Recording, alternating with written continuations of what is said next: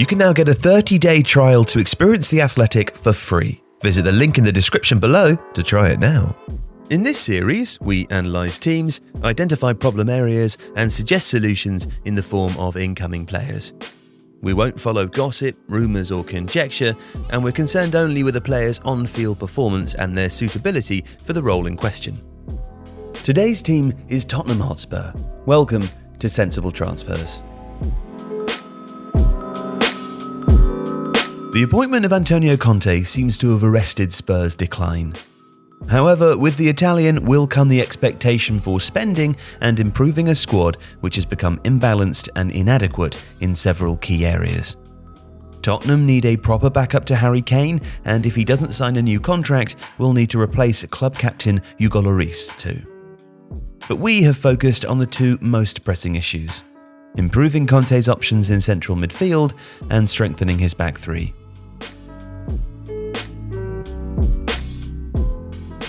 Tottenham's midfield doesn't just have one flaw, but its most inhibiting weakness is a lack of passing quality. Antonio Conte's 3-4-3 allows for two central midfielders, and with Tanguy and Ndombele yet to earn his manager's trust and Giovanni Lo Celso rarely fit and available, Conte has typically chosen Pierre-Emile Højbjerg and Oliver Skip. Now, both are capable players. Skip might yet become an excellent one, but they are volume passers rather than progressive ones, and neither specialises in advancing the ball in any way that would benefit the team's powerful front three. Of the two, Højbjerg has the more aggressive distribution, but his 5.13 progressive passes per 90 is hardly spectacular. In fact, it's quite conservative. In addition to which, neither Skip nor Højbjerg habitually carry the ball forward, averaging 4.07 and 4.02 progressive carries per 90 respectively. Unremarkable numbers again, and further descriptive of Tottenham's main condition in midfield. These players are too similar and they are too lateral. In response, the side desperately needs more adventure and the kind of passing quality it lost with Christian Eriksen's sale in January 2020. Inter Milan's Marcelo Brozovic would be a fine option. Conte has worked successfully with the Croatian before, of course, and Fabio Paratici, Spurs' managing director of football, has shown a preference for shopping in the Italian market that he knows so well. Brozovic is among the most accurate vertical passers in European football. He can also be depended upon to find teammates inside the final third and the penalty box, as well as being a receiving option across all areas of the pitch. He's a good set-piece taker too, which is something that Spurs also require.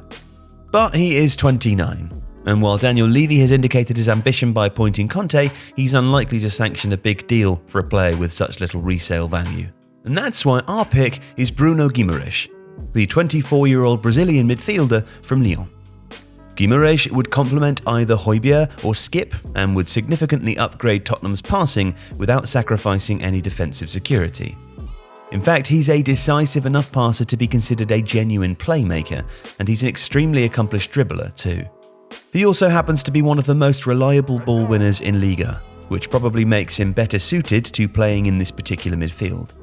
So very good without the ball and terrific and forward-thinking with it, Bruno Guimaraes would make Spurs instantly better, and he's our first sensible transfer.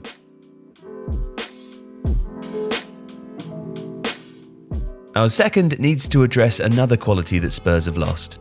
Mauricio Pochettino's trusted combination of Toby Alderweireld and Jan Vertonghen, often supplemented by Davinson Sanchez, was a very complete unit, comprising every ability expected of a modern defence. Several years later, that's no longer the case. Alderweireld and Vertonghen grew older and left, and Sanchez's form has partially collapsed. So since arriving, Conte has built a makeshift back three from Eric Dyer, Sanchez and Ben Davies, with Christian Romero sidelined by a long-term hamstring injury. But even with Romero fit and acknowledging some of the improvements the individual players have made, particularly the adapted Davies, the group still lacks the clean tackling and outstanding distribution that it once had. For symmetry, it could certainly do with another left-footed player too, and someone who can replicate the reliability and threat of Alderweireld's medium and long-range passing. Converted fullback Ben Davies is averaging 3.7 passes into the final third, good enough to be the highest among the other starting defenders, but sufficient only for the 73rd percentile in comparison to other centre-backs. Again, like the midfield, Tottenham's defence is more shield than sword, and it must become a lot less passive. Barcelona's Clement Lenglet could be the solution to that. Lenglet's contract runs until 2026, but like a few others, it's one that the Catalan club would probably like to get off their books. Added to the informal understanding that everyone at Camp Nou has their price, Lenglet would certainly be available. His distribution is truly excellent, and as you'd expect, he's very natural when carrying the ball, and in relative centre-back terms, would actually be an attacking asset. But would he be a defensive improvement? Well, that's debatable. Lenglet has had some ugly moments at Barcelona and made plenty of high-profile mistakes.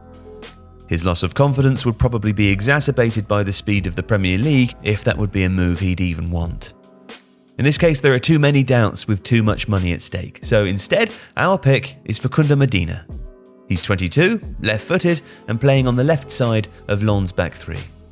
An Argentinian international, Medina has been in Europe for 18 months now, and while his first half-season was littered with disciplinary issues and impetuousness remains part of his game, there's a competitiveness and bite that Spurs could probably use.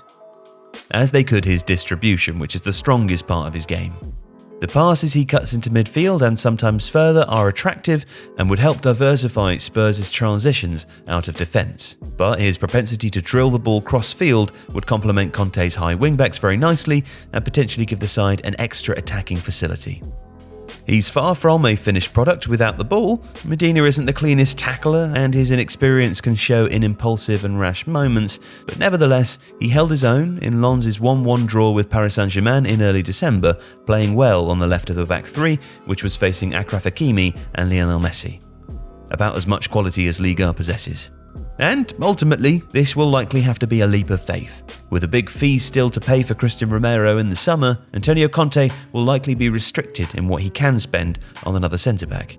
Medina would be a good compromise, and that makes him our second sensible transfer. If you like this video, please consider subscribing to the channel. The Athletic brings you the best sports journalism in the world in a personalised experience, connecting you with the stories and teams that you care about the most. There's coverage of 13 sports, plus direct access to world-class journalists through live Q&As, discussions and podcasts. Not to mention, it's all ad-free. And you can try it now for free for 30 days by clicking the link in the description.